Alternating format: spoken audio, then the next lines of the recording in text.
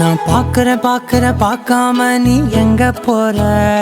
நீ பார்க்கிற எல்லாம் பார்க்கிற என்ன தவிர. காணாத தெய்வத்தை கண் மூடாம பார்க்கிறியே, கண் முன்னே நான் இருந்தும் கடந்து போகிறியே. பார்வை கற்பூர தீபமா ஸ்ரீவள்